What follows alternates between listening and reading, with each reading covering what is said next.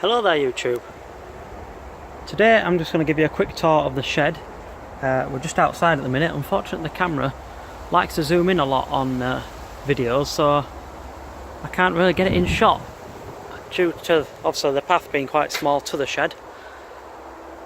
But yeah, on the outside we have the door, which is thermally insulated and lined with a coat hook and some notices.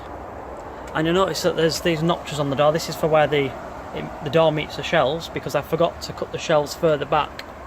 And as I went to shut the door, it wouldn't shut, so all I've had to do is cut these notches out. Today I fitted this fly curtain, which as you can see has magnetic attachments to close it, so that in the spring and the summer, when I have the door open, when it's really warm in here, I don't have to worry about the insects getting in. There's the old thermometer from inside the shed, which I've just brought outside. I do have a digital one, which is round the back here, which transmits its information to a weather base station inside. There's also one inside the shed. So if we go through here, this is the original bench that came with the shed, and I've put these shelves underneath, which are 2 foot by 4 foot. And there's 2 of them, so they're the full depth of the bench. And down here we have the wood storage. This is for wood that we burn in the garden log burner. So I've just boxed it in so that it holds all the wood in. And then there's all the gardening things and pots and things, compost. And we have the hoover there. A set of drawers. I've put this extra bench in here, as you can see, because it's completely different to the rest of the shed wood. Put this bench in. I've thermally insulated all the walls and lined them, and as you can see there are battens on top of the wall. Wherever there are the uprights are actually fastened to the battens behind.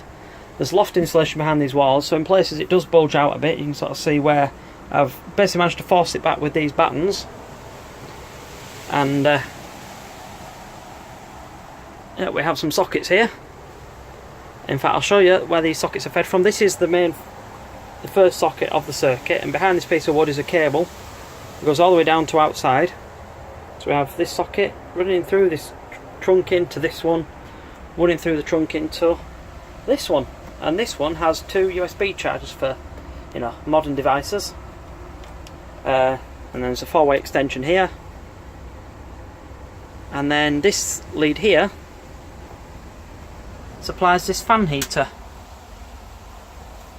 This is a vintage fan heater made for greenhouses and sheds. At the minute it's just on the cool setting.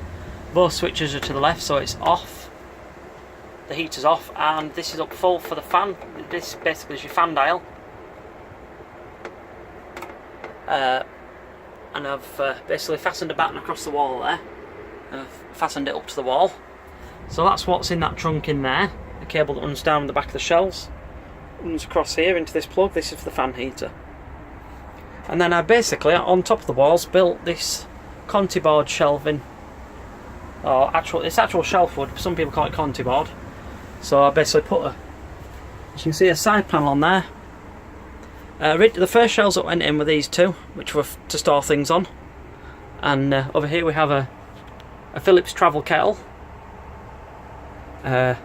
Tea bags, coffee, a cup, a spoon, you know, the things you need to make a drink. Apart from milk, we haven't brought milk out today.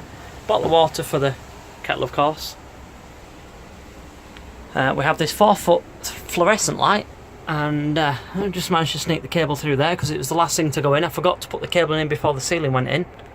And then of course there's this strip wood here which is hiding all the joints in the ceiling. The one joint I couldn't hide was this one, which is not quite flush. It actually overhangs a bit. And because the outsides of the shed are open like a barge board, this whole ceiling